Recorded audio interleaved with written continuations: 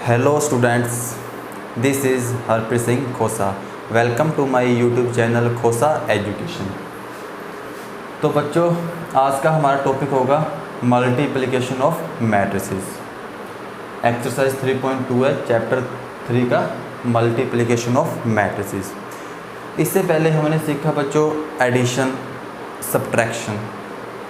आज हम करेंगे मल्टीप्लिकेशन ऑफ मैट्रिसेस, कि यदि दो मैट्रिसेस हैं उनको मल्टीप्लाई करना है तो हम उनको कैसे कर सकते हैं और उसके लिए क्या कंडीशन ज़रूरी है।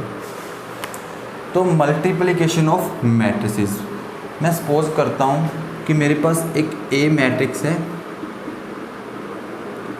A I J M cross N order की। ए मैट्रिक्स है एम क्रॉस एन ऑर्डर की। अनदर मैट्रिक्स है B I J M, this one है पी क्रॉस क्या ऑर्डर की मैट्रिक्स। ठीक है, ए मैट्रिक्स है वो एम क्रॉस एन ऑर्डर की है और बी मैट्रिक्स है वो पी क्या ऑर्डर की मैट्रिक्स है। बच्चों, अब हमें मल्टीप्लाई करना है ए मैट्रिक्स और बी मैट्रिक्स है। ठीक है, जब भी हमें मल्टीप्लाई करना होता है टू मैट्रिसेस को, तो हमें ये एक कंडीशन है कि जो numbers of columns in row in matrix one, कि जो कोई भी मैट्रिक्स फर्स्ट है जिसको हम मल्टीप्लाई करना चाहते हैं दो मैट्रिसेस को, जो उसमें फर्स्ट मैट्रिक्स है उसके numbers of column, A matrix के नंबर्स ऑफ कॉलम कितने हैं n। ठीक है, और बी मैट्रिक्स के numbers of row, A matrix के नंबर ऑफ कॉलम और बी मैट्रिक्स के number of rows should be equal, n is equal to p। यदि कोई भी दो मैट्रिक्स को हम मल्टीप्लाई कर रहे हैं, यदि उसमें ए मैट्रिक्स के नंबर्स ऑफ कॉलम और बी मैट्रिक्स के नंबर्स ऑफ रो यदि दोनों इक्वल है, देन मल्टीप्लिकेशन पॉसिबल है। यदि n is not equal to p, then हम मल्टीप्लाई नहीं कर सकते। बच्चों, मैं अब एक एग्जांपल लेता हूँ। सपोज करता हूँ कि मेरे पास एक ए मैट्रिक्स गिवन है,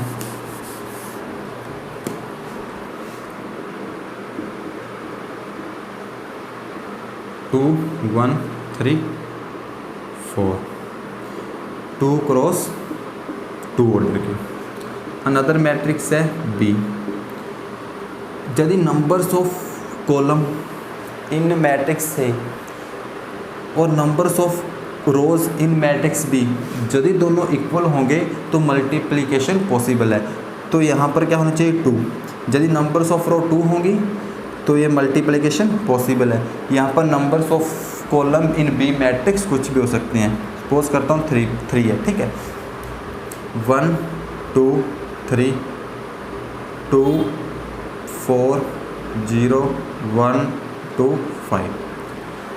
ये एक मैट्रिक्स बी है और ये है, इसका ऑर्डर 2 क्रॉस 2 है, इसका ऑर्डर 2 क्रॉस 3 है। हमें मल्टीप्लाई करना है जब दो मैट्रिक्स को, तो हमें ये ध्यान रखना है कि जो नंबर ऑफ कॉलम्स हैं in A matrix should be equal to numbers of rows in B matrix. Now we find out multiply A B. बच्चों, जब भी हम दो मैट्रिक्स को मल्टीप्लाई करते हैं, जो मैट्रिक्स मल्टीप्लाई करने के बाद जो हमें रिजल्ट मैट्रिक्स मिलेगी वो किस ऑर्डर की मिलेगी? 2 क्रॉस 3।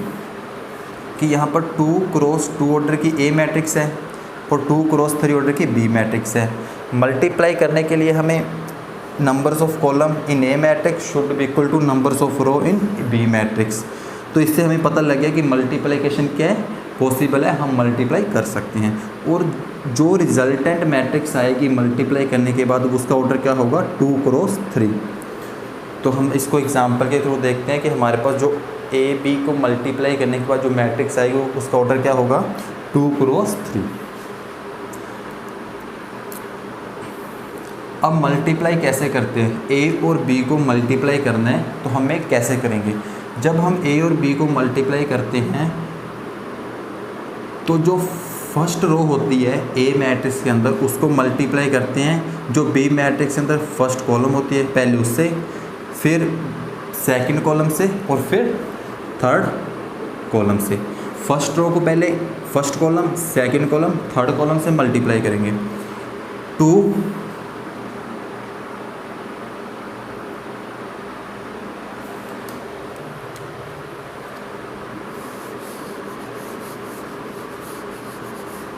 बच्चों यहाँ पर 2 क्रॉस 3 ऑर्डर की मैट्रिक्स लेनी थी कि रो 2 होनी चाहिए और कॉलम क्या होनी चाहिए, इसके अंदर 3 होनी चाहिए। 9 5 4 3। पहले मैंने 3 क्रॉस 2 की ले ली थी, 3 रो ले ली थी और 3 कॉलम ले ली थी 3 क्रॉस 3 की। हमें क्या लेनी है, 2 क्रॉस 3 ऑर्डर की मैट्रिक्स लेनी है। तो ये हो गया 2 क्रॉस 3 ऑर्डर की मैट्रिक्स होगी। अब हम मल्टीप्लाई कैसे करेंगे, ए के अंदर जितने भी फर्स्ट रो है, फर्स्ट रो को फर्स्ट कॉलम के साथ और सेकंड फिर थर्ड कॉलम के साथ। 2 × 2,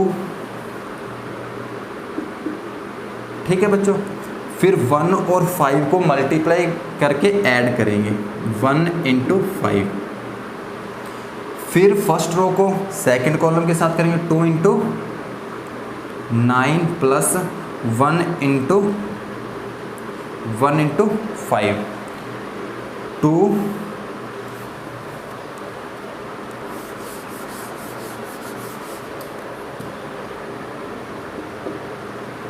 2 को मल्टीप्लाई करेंगे 4 के साथ प्लस 1 × 3। नेक्स्ट करेंगे सेकंड रो को first column, second column, third column के साथ। बच्चों ये मल्टीप्लाई करने का प्रोसेस है कि जब ए और बी मैट्रिक्स को मल्टीप्लाई करते हैं, जो ए मैट्रिक्स के अंदर फर्स्ट रो है उसको first column, second column, third column के साथ मल्टीप्लाई करेंगे, फिर उनको ऐड करेंगे। फिर सेकंड रो को फिर बी मैट्रिक्स के साथ, कि बी मैट्रिक्स के फर्स्ट कॉलम, सेकंड कॉलम और थर्ड कॉलम के साथ हम मल्टीप्लाई करेंगे। 3 × 2 प्लस 4 × 5, 3 ×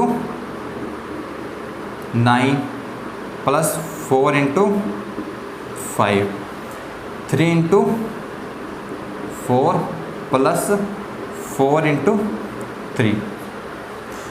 अब इनको मल्टीप्लाई करके ऐड करते हैं। 2 × 2 4 plus 5, 2 × 9 18 plus 5, 8 plus 3 6 plus 20, 27 plus 20, 12 plus 4 × 3 12। तो इज इक्वल टू आ जाएगा हमारे पास 4 + 5 9, 18 + 5 23, 8 + 3 11, 26, 47 और 24।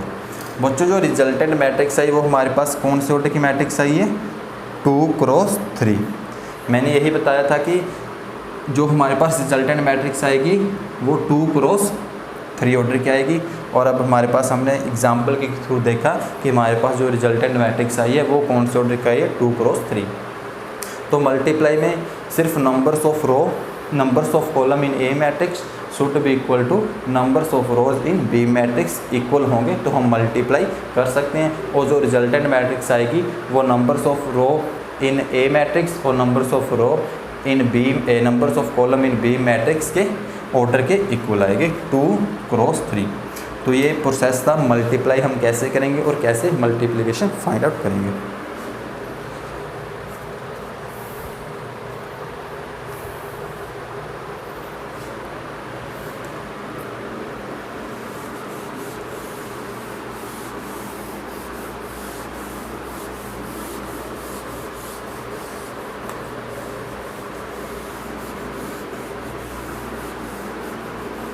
जो मल्टीप्लिकेशन में नेक्स्ट चीज़ आती है वो बच्चों ये आती है कि यदि हम ए और बी को मल्टीप्लाई करेंगे तो ए और बी का डिफाइन होना जरूरी है, कि मतलब कि एन और पी को इक्वल होना जरूरी है।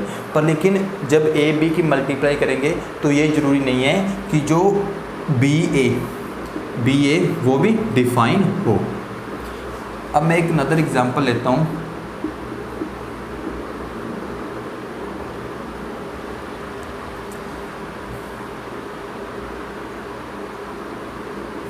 To cross three B matrix है, 3 क्रॉस 4 की। ठीक है बच्चों, अब क्या है कि यहाँ पर हम ए बी की मल्टीप्लाई कर सकते हैं, क्योंकि numbers of column in A matrix equal है numbers of row in B matrix. अब यदि हम बी ए को देखें, बी ए के लिए क्या है कि जो नंबर्स ऑफ कॉलम है बी ए की मल्टीप्लाई करेंगे तो बी में क्या देखनी है, नंबर्स ऑफ कॉलम्स इक्वल होने चाहिए numbers of row in second matrix. तो बी है, बी के अंदर नंबर्स ऑफ कॉलम कितने हैं, 4 है, और ए के अंदर नंबर्स ऑफ रो कितने हैं, 2 है।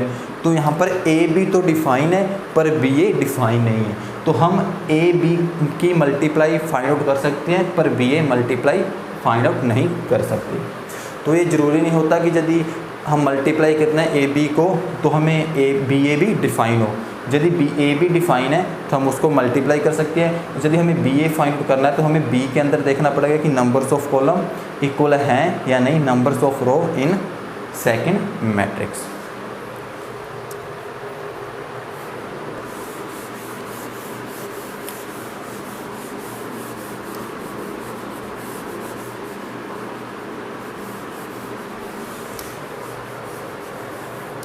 अब हमने देखा कि ए बी मैट्रिक्स कि जब हमने मल्टीप्लाई किया तो लास्ट एग्जांपल में बी ए क्या था, नॉट डिफाइन था कि बी ए को मल्टीप्लाई फाइंड आउट नहीं कर सकते थे। पर लेकिन कुछ केस हैं जिसमें हम यदि ए बी को मल्टीप्लाई करें तो हमें बी ए भी फाइंड आउट हो जाएगा। मतलब यदि हमारे पास ए बी को हम मल्टीप्लाई फाइंड आउट कर सकते हैं तो बी ए भी फाइंड आउट हो जाएगा। वो क्या कंडीशन है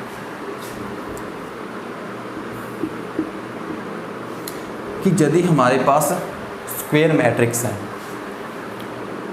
ए मैट्रिक्स लेता हूँ मैं, A I J M cross N order की मैट्रिक्स है, और बी मैट्रिक्स है वो भी B I J M cross N order की मैट्रिक्स है। यदि दोनों स्क्वायर मैट्रिक्स हैं तो हमारे पास क्या होगा, ए बी भी डिफाइन होगा और बी ए भी डिफाइन होगा। फॉर एग्जांपल यदि हमारे पास ए मैट्रिक्स है मेरे पास बच्चों, यदि वो 2 क्रॉस 2 ऑर्डर की है, और बी मैट्रिक्स है वो भी 2 क्रॉस 2 ऑर्डर की मैट्रिक्स है, this one square matrix, this is also square matrix, तो ए बी भी फाइंड आउट कर सकते हैं और बी ए भी फाइंड आउट कर सकते हैं। तो यदि स्क्वायर मैट्रिक्स है तो ए बी भी डिफाइन होगा, ए बी की मल्टीप्लाई फाइंड आउट कर सकते हैं और बी ए की भी मल्टीप्लाई फाइंड आउट कर सकते हैं। नेक्स्ट कंडीशन है बच्चों कि यदि स्क्वायर मैट्रिक्स ना हो, यदि स्क्वायर मैट्रिक्स ना हो तो फिर हमारे पास ऐसी कौन सी कंडीशन है कि ए बी भी हम फाइंड आउट कर सकते हैं और बी ए भी फाइंड आउट कर सकते हैं। इसमें एक कंडीशन है कि मेरे पास यदि मैं सपोज करता हूँ कि ए मैट्रिक्स है वो A I J P cross क्या ऑर्डर की मैट्रिक्स है, और जो बी मैट्रिक्स है वो B I J N cross P order की मैट्रिक्स है। ठीक है, ये तो था यदि स्क्वायर मैट्रिक्स होगी तो ए बी भी डिफाइन होगा और बी ए भी डिफाइन होगा। यदि हमारे पास स्क्वायर मैट्रिक्स ना हो और फिर भी हमें डिफाइन करना हो, ए बी भी फाइंड आउट करना हो और बी ए भी फाइंड आउट करना हो, तो हमारे पास क्या कंडीशन है कि जो क्यू है वो इक्वल क्या होना चाहिए, एन के, जो नंबर्स ऑफ कॉलम है in A matrix should be equal to numbers of row in B matrix, meaning Q is equal to N, और जो पी इक्वल होना चाहिए वो किसके होना चाहिए, यहाँ पर मैं ले लेता हूँ एन इंटू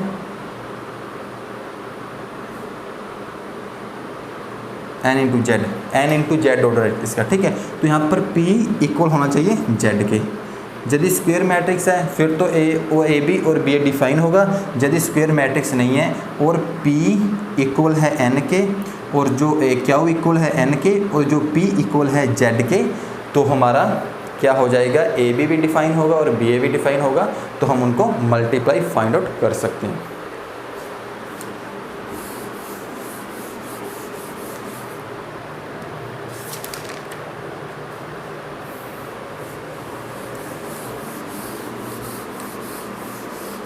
जो नेक्स्ट कंसेप्ट है बच्चों वो है non कॉम्यूटेटिविटी of multiplication of matrices.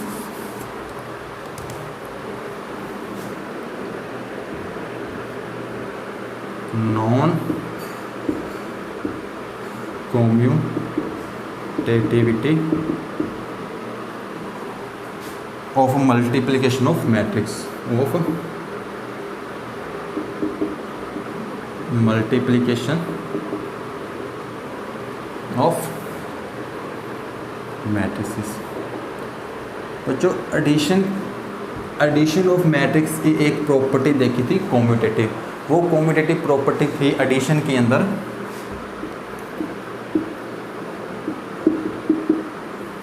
Commutative property कह रही थी कि यदि हम ए मैट्रिक्स है और बी मैट्रिक्स है, इनका ऑर्डर सेम है, ए प्लस बी करें या फिर बी प्लस ए करें, वो दोनों क्या होंगे, इक्वल होंगे। पर मल्टीप्लिकेशन ऑफ मैट्रिक्स में कॉम्यूटेटिव प्रॉपर्टी फॉलो नहीं होती, इसे लिखे नॉन कॉम्यूटेटिव। कि जो कॉम्यूटेटिव प्रॉपर्टी कहती है कि ए प्लस बी करें इज इक्वल टू आएगा बी प्लस ए, तो नॉन कॉम्यूटेटिव का मीनिंग है कि यदि हम ए और बी को मल्टीप्लाई करें तो इट इज़ नॉट नेसेसरी कि वो बी इक्वल ए बी और बी ए इक्वल आए, आ भी सकते हैं, पर ये हर मैट्रिक्स के लिए ज़रूरी नहीं है कि ए बी की मल्टीप्लाई बी ए से करें और वो दोनों इक्वल आ जाएं।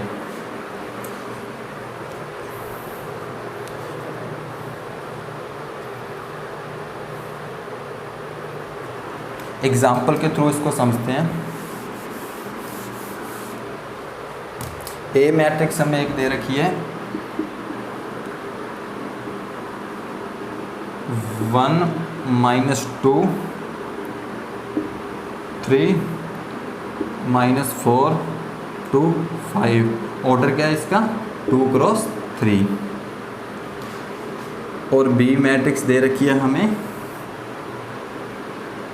2 4 2 3 5 1, 3 क्रॉस 2 ऑर्डर की मैट्रिक्स है। ठीक है, तो हमें A B first find out करना है, क्योंकि हमें नॉन कॉम्यूटेटिविटी चेक करनी है।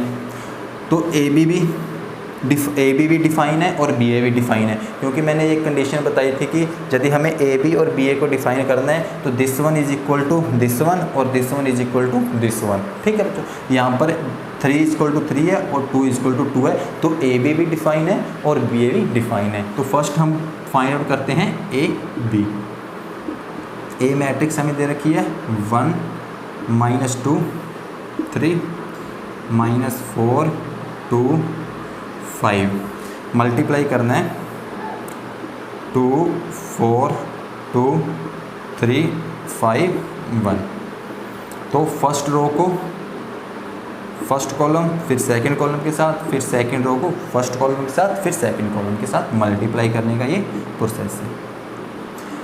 1 × 2 2, 2 × 4 8, प्लस माइनस माइनस, तो यहाँ पर आ जाएगा -8, प्लस 3 × 2 6, 1 × 3 3, 5 × 2 -10 प्लस 3,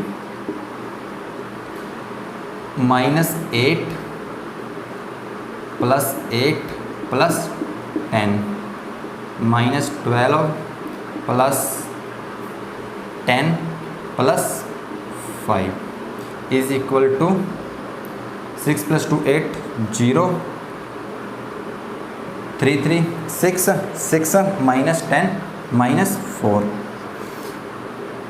10 10 + 5 15 15 -12 3, तो 0 -4 10 3 ए बी मैट्रिक्स हमारे पास आ गई। अब फाइंड आउट करेंगे हम बी ए मैट्रिक्स।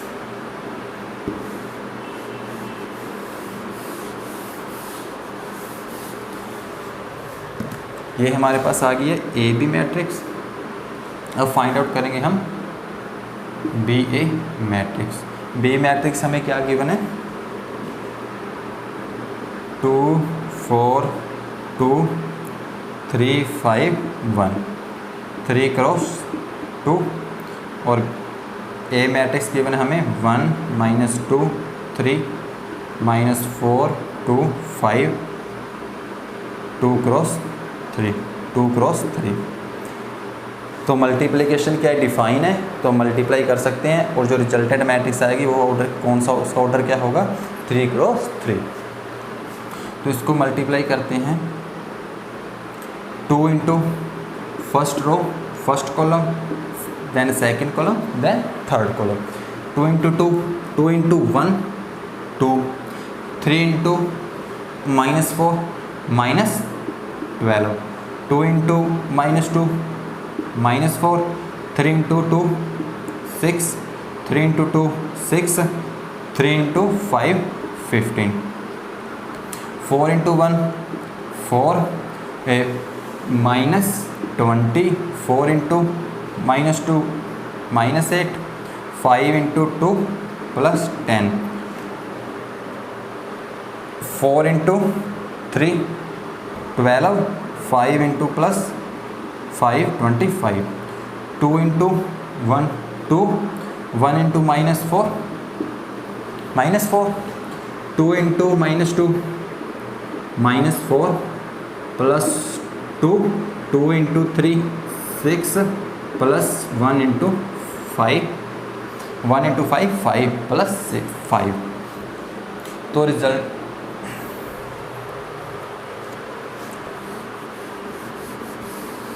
तुम्हारे पास बी ए मैट्रिक्स आ जाएगी,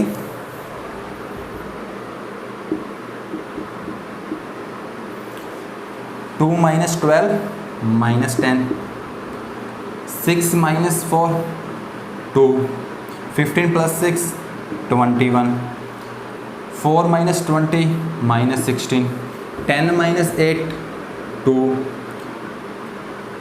12 + 25 37, -2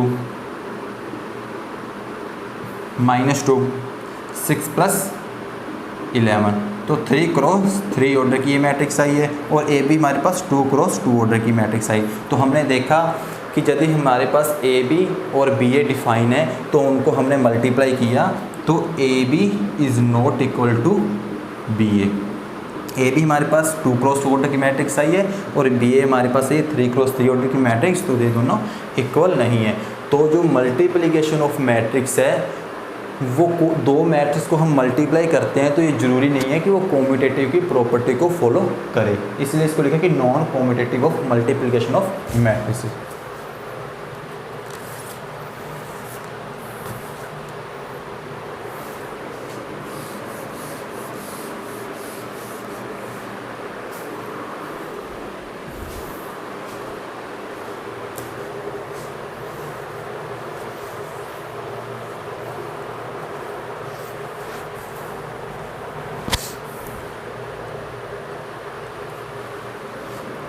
non commutative of multiplication of matrix. बच्चों हमने अभी देखा कि नॉन कॉम्यूटेटिव की प्रॉपर्टी को मल्टीप्लाई में फॉलो नहीं होता, ठीक है। पर लेकिन ऐसी क्या कंडीशन है कि जिसमें मल्टीप्लिकेशन के अंदर हमारे पास कॉम्यूटेटिव की प्रॉपर्टी फॉलो हो जाए।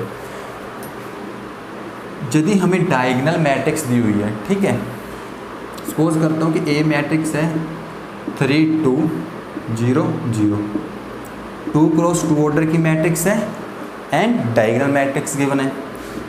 अनदर वन बी मैट्रिक्स है 9 0 0 5, 2 क्रॉस 2 ऑर्डर की मैट्रिक्स हमें गिवन है।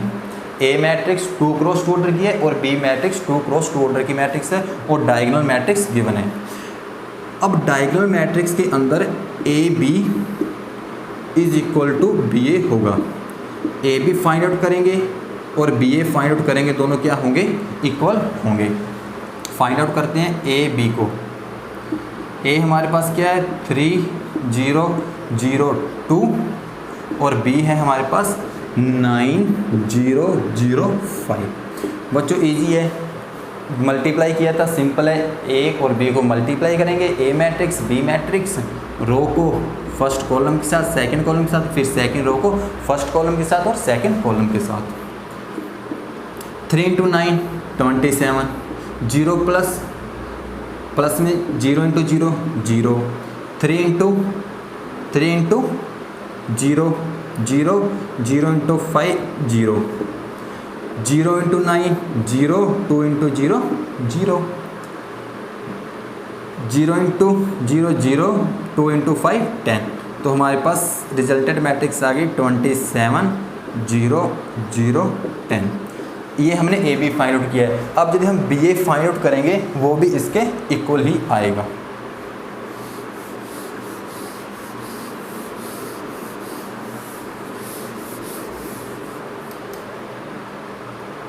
ए बी फाइंड आउट किया है, बी ए फाइंड आउट करेंगे।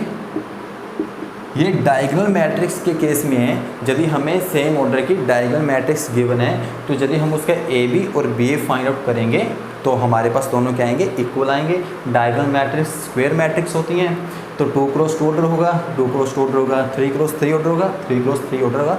यदि हम डायगोनल मैट्रिक्स लें, उनका ए बी और बी ए फाइंड आउट करेंगे तो वो इक्वल होगा। ये डायगोनल मैट्रिक्स के केस में कॉम्यूटेटिव प्रॉपर्टी को फॉलो करेगा। देखते हैं बच्चों, बी मैट्रिक्स है हमारे पास 9 0 0 5 और ए मैट्रिक्स है 3 0 0 2। फिर फर्स्ट रो को फर्स्ट कॉलम सेकंड कॉलम, फिर सेकंड रो को फर्स्ट कॉलम और सेकंड कॉलम से। तो बच्चों करते हैं मल्टीप्लाई, 9 × 3 27, 0 × 0 0, 9 × 0 0 0, 2 0 0 + 0 0, 0 × 3 0, 5 × 0 0, 0 × 0 0, 5 × 2 0 नहीं 10, 0 + 10 10, 27 0 0 10। तो बच्चों आप देख सकते हो ए बी और बी ए मैट्रिक्स हमारे पास इक्वल आई हैं। यदि हमें डायगोनल मैट्रिक्स गिवन हो और उनका हम ए बी और बी ए फाइंड आउट करें तो ये कॉम्यूटेटिव प्रॉपर्टी को क्या करेगा, फॉलो करेगा। डायगोनल मैट्रिक्स के अलावा कोई और केस हो तो ये पॉसिबल नहीं है कि ए बी और बी ए हमारा ए बी और बी ए इक्वल आए।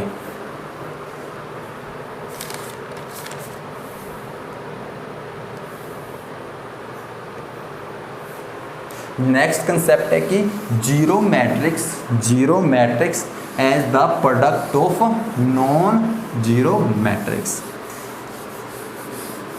मीनिंग क्या कहने का कि zero matrix as a product of two non zero matrix. Next concept है बच्चों हमारा जीरो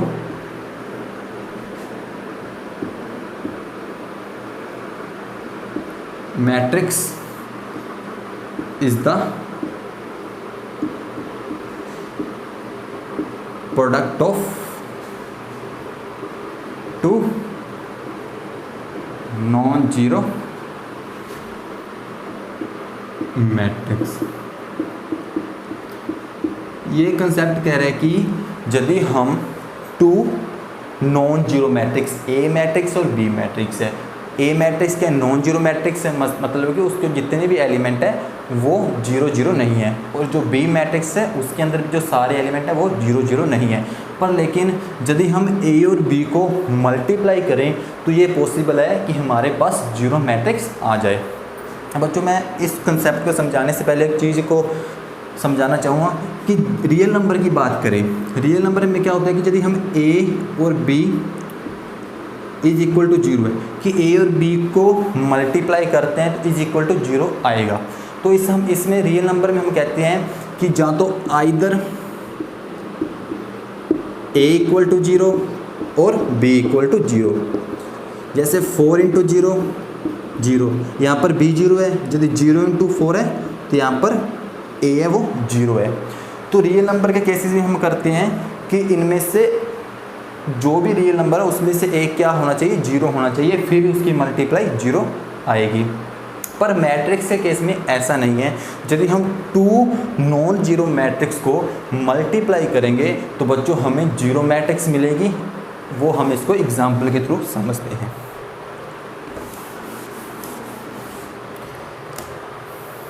एक मुझे ए मैट्रिक्स गिवन है 0 -1 0 2। अनदर मैट्रिक्स है 3 5 3 5 0 0। सबसे पहले जब भी हमें मल्टीप्लाई करना है दो मैट्रिक्स को बच्चों, तो हमें सबसे पहले क्या चेक करना है, numbers of column in A matrix, number of columns in numbers of row in B matrix should be equal. 2 cross 2, 2 columns हैं, 2 क्रॉस 2, रोज कितनी है 2 2। Then A B is define. हम इजीली क्या इसको कर सकते हैं, मल्टीप्लाई कर सकते हैं। तो रिजल्टेंट मैट्रिक्स क्या आएगी 2 क्रॉस 2, हमारे पास रिजल्टेंट मैट्रिक्स आएगी। तो बच्चों ए बी को फाइंड आउट करते हैं। मल्टीप्लाई तो आप कर ही सकते हो बीजी से, आपके लिए फर्स्ट रो को फर्स्ट कॉलम फिर सेकंड कॉलम के साथ 0 × 3 0 -1 × 0 0 0 + 0 0 5 × 0 0 -1 0 0 0 + 0 3 × 0 0 2 × 0 0 5 × 0 0 2 × 0 0। तो बच्चों हमने देखा कि 2 नॉन जीरो मैट्रिक्स थी हमारे पास, उनको हमने मल्टीप्लाई किया तो हमें क्या मिला, एक जीरो मैट्रिक्स हमें मिल गया। तो हम कह सकते हैं कि यदि हम 2 नॉन जीरो मैट्रिक्स को मल्टीप्लाई करें तो हमें एक जीरो मैट्रिक्स मिल सकती है। ये मैट्रिक्स के अंदर पॉसिबल है। रियल नंबर में हम मल्टीप्लाई करते हैं तो हमारे पास एक रियल नंबर है वो जीरो होना चाहिए, जैसे ए बी का मैंने बताया। तो जो नेक्स्ट है प्रॉपर्टीज़ है मल्टीप्लिकेशन की, some properties of multiplication of matrices. जैसे हमने एडिशन में प्रॉपर्टीज़ की थी वैसे हम मल्टीप्लिकेशन में प्रॉपर्टीज़ करेंगे। Properties of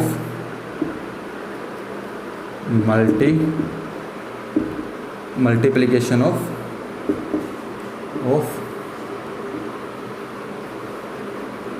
matrices. प्रॉपर्टीज़ क्या हैं, जैसे एडिशन के अंदर हमने प्रॉपर्टीज़ देखी बच्चों, वैसे हम मल्टीप्लिकेशन के अंदर प्रॉपर्टीज़ देखेंगे कि मल्टीप्लिकेशन के अंदर क्या प्रॉपर्टीज़ हैं। बच्चों फर्स्ट जो प्रॉपर्टी एडिशन के अंदर की थी कॉम्यूटेटिव, पर लेकिन मल्टीप्लिकेशन के अंदर तो कॉम्यूटेटिव प्रॉपर्टी फॉलो नहीं होती। तो नेक्स्ट प्रॉपर्टी आती है हमारे पास, फर्स्ट इसको डिनोट कर देते हैं associativity, associative law, associative law.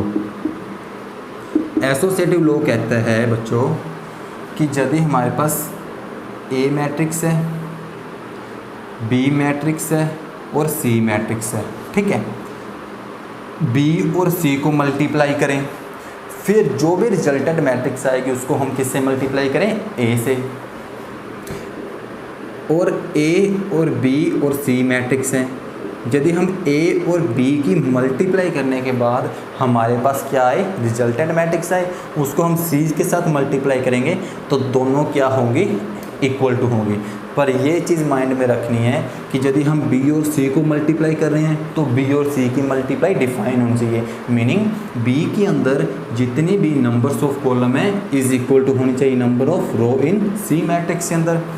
और इसके बाद जो भी रिजल्टेंट मैट्रिक्स आएगी उसको हम एक डी नाम दे देंगे। उस डी मैट्रिक्स के अंदर ए मैट्रिक्स को डी मैट्रिक्स को मल्टीप्लाई करेंगे तो ए मैट्रिक्स के अंदर जितने भी नंबर्स ऑफ कॉलम हैं वो उस डी मैट्रिक्स के नंबर्स ऑफ रो के साथ इक्वल होने चाहिए, तो हम उन दोनों की मल्टीप्लाई कर सकेंगे।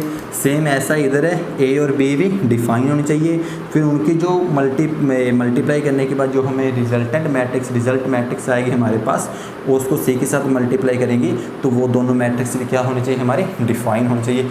यदि ये मैट्रिक्स डिफाइन होती हैं तो हम इनकी मल्टीप्लिकेशन क्या होगी, इक्वल टू। ये कहते हैं associative law in multiplication case में। सेकंड जो हमारे पास प्रॉपर्टीज़ है distribution law, distributive law, distributive law है, डिस्ट्रीब्यूटिव लॉ।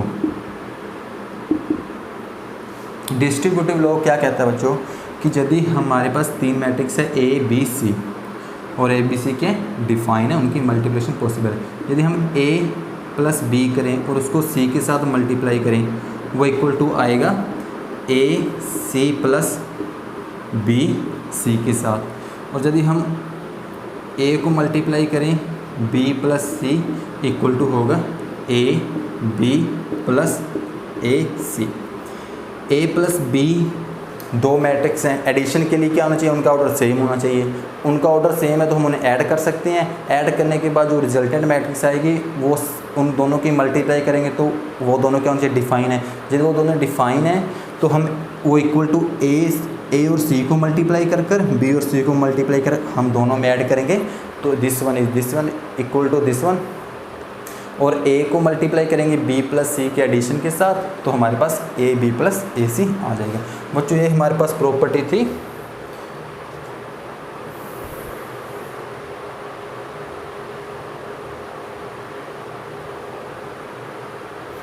ये हमारे पास बच्चों प्रॉपर्टी थी मल्टीप्लिकेशन ऑफ मैट्रिसेस।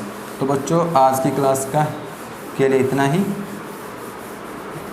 आज की क्लास में हमने मल्टीप्लाई करना सीखा और कुछ प्रॉपर्टीज़ मल्टीप्लिकेशन मैट्रिक्स की देखी।